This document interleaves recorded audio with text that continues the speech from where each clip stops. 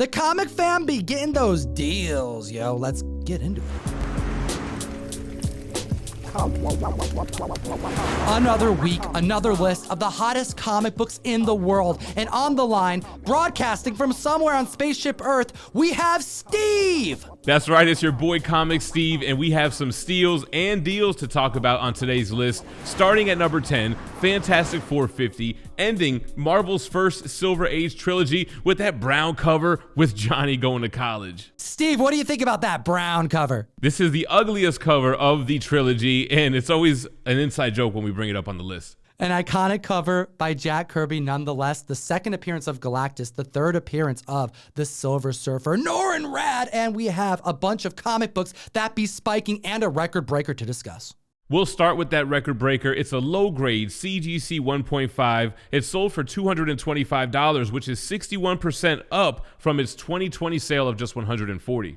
We have a 7.0 hitting $1,100. That's 6% over its 12-month average. And we have a 9.0. Don't see high-grade copies of this comic book come up throughout the year very often, selling for $3,850. That is $10 over its all-time high. We have another record breaker. Hot damn.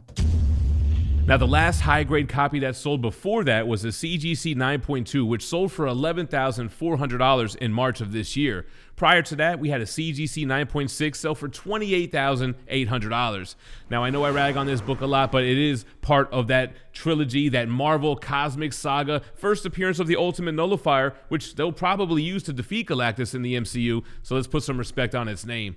Moving on to number 9, we have an Amazing Spider-Man Key, ASM 238, first appearance of Hobgoblin. We've chatted about this book multiple times over the last couple of years, mostly because of Jacob Battle on spec, that his Ned Leeds portrayal will inevitably lead him to become the villain Hobgoblin. We also have some crazy spikes on this book that have taken place over the last couple of years, but also some deals that are being had this very week. And I did just give one of these copies away over on Whatnot. Make sure you're following me and Tom over there. Let's start with the newsstands. No record breakers to discuss, but we have some high performers. A CGC 7.0 sold for $394, putting it 8% above its 12-month average. Just like the 8.0, which sold for $439, just 1% above its 12-month average. The 9.6 hit $1,425, 19% over its 12-month average. That right there is hundreds of dollars more than what it's been selling for, showing that members are speccing. They are investing now in this book. But take a look at the direct market copies. I'll remind the community that the 9.8 sold for its second lowest sale all year just weeks ago for $2,340. The lowest that this book has gone was $2,160 earlier this year. We have a Mark Jewelers 4.5 that sold for $355 this week. That's an all-new high over the 2020's $200 sale. That's an increase of 78%. So it's not just the newsstands, it's also those Mark J's. The direct market CGC 9.0 sold for $589, putting it 12% above its 12-month average. And then take a look at this, because this right here shows that this list isn't made up of just books that are long gone, too expensive to throw money down on now. A 9.4, a higher graded copy, also sold this past week, but for less than the 9.0 that Jem just reported.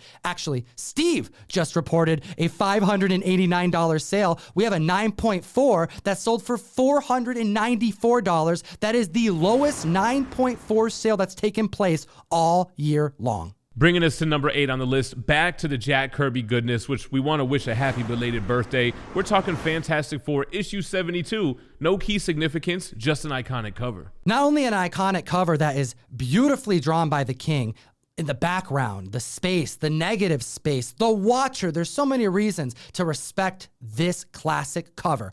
And it's also a spitting image of issue 50, is it not, Steve? Oh, it is very similar. Man, but look, shows you what a different background could do. You got the Kirby dots, you got the Marvel Cosmic. 72 is definitely the better cover. Oh, I want to hear what the community thinks. I also think that 72 is the better cover, probably why members are scooping this book up now. Yeah, I agree. I think it's the Fantastic Four 48-49 effect. Everybody's specking on Silver Surfer and Galactus, so people are going to start going towards the next best thing when those books get outpriced. Let's look at a record breaker, a CGC 2.0, which sold for $100 back in March of this year. It's up 33% now, selling for $133. The 5.5 was averaging $215 all year long. This past week, an increase of 19%, selling for $255. And it didn't stop there. We have another near mid-grade copy, a 6.5, selling for $290. That's 2% up over its 12-month. Then we have a CGC 9.0 selling for $830, which is the highest sale of this year and its third highest of all time. Now, the last time a 9.8 sold of this comic book was back in 2019, and it was early 2019, and it went for $9,700. Imagine how much this book at a 9.8 would go for in this market, knowing that Phase 6 is inbound, that we are getting the Fantastic Four, and the director of Shang-Chi is attached, only adding more confidence to the spec, especially considering there are only a lonely 5 9.8s on the CGC census. Which brings us on to number 7 on the list. You know, we always talk about the Incredible Hulk 1 through 6 and then how it got rebranded and how those are sought after from collectors. Well, what about when it came back to the Incredible Hulk with issue 102, formerly Tales to Astonish? That's right. We've talked about issue 101 of Tales to Astonish with Hulk on the cover, bringing him back, giving him the highlight of the run. Well, he will take over the run with issue 102. It even says the big premiere issue right on the cover. And it's keys like this that are getting more respect now than ever in comic history. Take a look at this 4.0 going for $179. That's 2% over its 12-month average. The 6.0 hitting $290 is 7% over its 12-month average. The 7.0 hitting $380 is 9% over its 12-month average. And then we have some record breakers. A CGC 1.8, which sold for $60 back in 2017. That's up 82%, now selling for $109. And a CGC 5.5, which sold for $302 September of last year, up 7%, now selling for $322. There are 24 9.8s graded on the census of this book, and with all of the Hulk spec that is just going out of control right now for good reason, I think it's keys like these that have been largely unappreciated, and members are realizing now that there is some key significance worth owning because there's not a whole lot of Hulk keys from this era. And now we're at the list at number 6 with Avengers number 8 debuting in 1964. We got the first appearance of Kang the Conqueror. That's right, collectors have not forgot about Kang. We know that Avengers Kang Dynasty is coming, but he's also going to show up in Ant-Man and Wasp 3 Quantumania. We have some nice, strong sales to report on, including a CGC 3.5. It tied the previous all-time high, selling for $1,000. Kang Dynasty will premiere during Phase 6 in the MCU, but until then, as Steve just pointed out, we're going to see him as early as Ant-Man and a plethora of other times, which is going to make this book very volatile, very tough to sneak in and get an affordable copy, but it's hot for a reason. We have a 4.0 selling for $1,298. That is the highest sale of a 4.0 all year, 30% over its $996 12-month average. And we got to end it off with a banger, record-breaking sale for a CGC 9.2. It sold for $8,550 back in 2021, up 17%, breaking the 5-figure mark, selling for $10,000. $10K for the first time in comic book history. Hot damn, comic fam. And to give you some perspective, the last higher graded copy sold back in January, and it was a 9.4, and it went for $9,700. There's been nothing higher since then. So you have to imagine someone waiting month over month for anything high grade to come to market. It was a 9.2. They had to put the money down. They threw it down, and it cost them $10K. Bringing us midway through this list, Tom, I'm going to let you field this one because it's one of your favorites, The Crow issue 1 from February of 1989. One of the best comic series of all time, James O'Barr goodness, the second appearance of the Crow, the first solo series featuring the Crow, and with a movie inbound and so much respect for this independent comic book, the sales have been strong and they keep staying strong and moving up. Take a look at the 7.0. We have a record breaker going for $625 back in 2021, up 41%, selling for $880. And the 7.5 can't keep up, going for $650 back in 2021, up 23%, selling for less than the 7.0 at $800.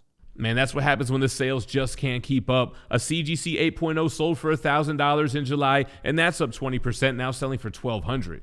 This book is piping hot for good reason. It's tough and high grade, and there was a 9.6 record breaker that took place earlier this month, which is why we're seeing the trickle effect this week. A 9.6 hit $3,910, and the record was $3,500. I suspect a 9.6 will break $4K shortly. We already know a reboot of The Crow is in the works, and just this week, Danny Huston was attached to the film.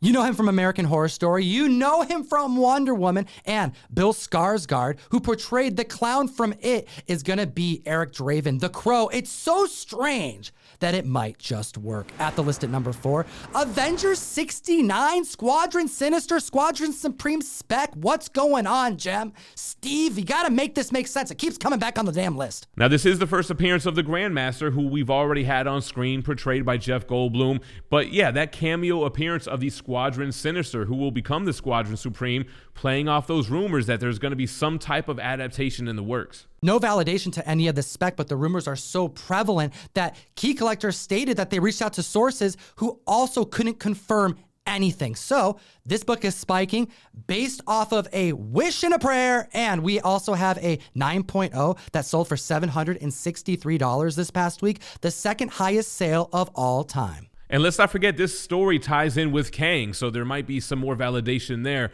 A CGC 7.5 did break record. It sold for $200 back in 2021, and it's up 25% now, selling for $250. Then we have a 9.2 selling for $762 in 2021, up 48%. Now selling for $1,125. I gotta hear what the community thinks. Is anyone specking on this hero team that was introduced as a villain and then became JLA knockoffs? Let me know in the comment section below. It unsheeted when this Omni-Man cover of Invincible #1. Number 3 on the list, no surprise. If it ain't Secret Wars #1, you know it's gotta be number 8. We have Marvel Superheroes Secret Wars issue number 8, debuting in 1984. The Secret Wars Part 8, origin of the black costume that would later bond with Eddie Brock and become Venom. Now, there are many books spiking from the original 12-issue maxi series, but number 8 has always kind of been the one, especially with Marvel conveniently planting the symbiote in the MCU. We're seeing sale after sale. Actually, the last 5 CGC 9.8 newsstands have all exceeded $2,000. Both grades in 9.0 and 9.2 are trending higher over the 12-month average, but that's no new news to the comic fam. This book has made it on our list multiple times since the San Diego Comic-Con announcements. We have a 9.4 newsstand that sold for $389. That's trending 28% higher than its 12-month average. The CGC 9.4 sold for $318, putting it 16% above its 12-month average, just like the 9.6, selling for $400, also 16% above its 12-month. Jem, you already alluded to it. Multiple 9.8 newsstands trending above $2,000. We have a $2,125 sale that took place. Over the last 12 months, this book was averaging sales around $1,653. That means that this book at a newsstand, the highest graded copies are trending near 30% over market than what they've been for over a year. And to put into perspective, the direct market CGC 9.8 just sold for $850, so you can see that price difference, but that's still 11% above its 12-month average. Now, if this book be spiking, other symbiote keys will inevitably spike, which they are, by the way. And this is the last of them that was released. There are actually 3 others, and I'm talking about ASM 252, Marvel Team Up 141, and Spectacular Spider-Man 90 that all tie for the first time we saw that symbiote costume in comic books. There are so many keys to keep track of.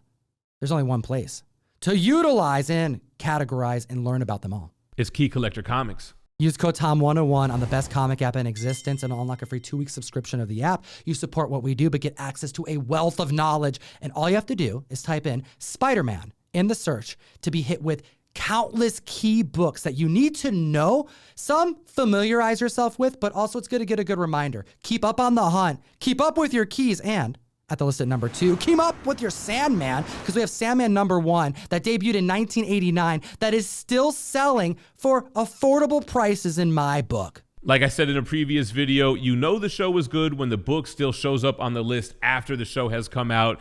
Collectors are securing their Sandman 1s and 8s, and we have a CGC 8.5 here to discuss. It sold for $236, putting it 24% above its 12-month average. The 9.0 hitting 255, 7% over its 12-month. The 9.2 hitting 250, 5% over its 12-month. And the 7.5 broke records this week, last selling for 203. It's up 1%, but it still counts, damn it, hitting 206 bones. Hot damn.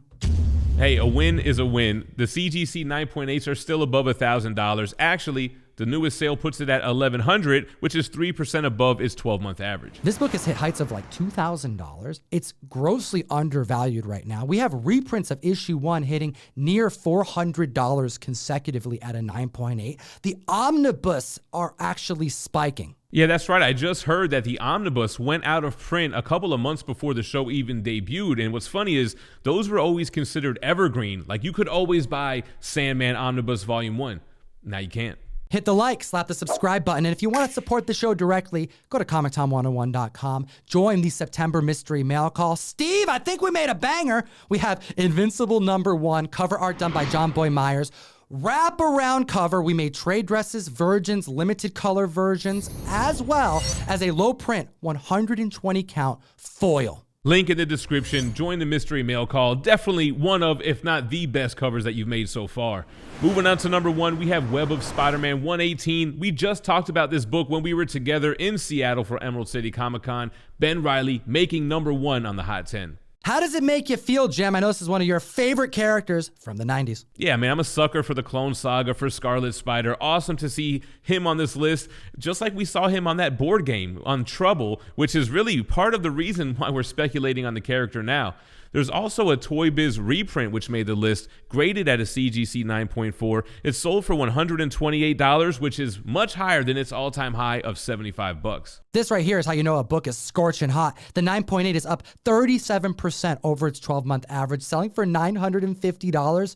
I suspect that members will be paying $1,000 plus if either of the double spec pays off, because aside from the likelihood that may not happen, like let's also bring everybody back to reality that not every toy that gets created for a franchise means it's going to happen on the screen. So spec lightly, we do have the dark web ongoing narrative that's about to begin, bringing back multiple clones from Marvel lore, including Ben Reilly as the center focus antagonist. Yeah, he became Chasm recently in the Amazing Spider-Man book, which he was running for a few issues. So Marvel has been utilizing the character. The speculation makes sense. We have a newsstand, CGC 9.4, to discuss. It's sold for $270, tying its all-time high. A 9.6 direct market copy sold for $300 back in October. That's up 42%, hitting $425. I suspect 9.6s are going to break 500. Well, you got to look at the CGC 9.8 newsstands. Now, this sold for just $769 back in June. It's up 225%, selling for $2,500. And that right there is a record breaker, comic fan. We appreciate your time today. As always, geek responsibly and stay minty fresh. Enough said. Join myself, Jem Mint, and so many of my homies on the best new app to buy and sell collectibles. It's called Whatnot, and it's available for both Androids and iPhones. Dollar start auctions that last as little as 15 seconds long. We do giveaways, as Jem mentioned this very video, but we also do exclusive drops. We bring on key books. It's a lot of fun. Come join us, and we have 2 other videos for you to check out. Links are in the description for everything, and have a great week.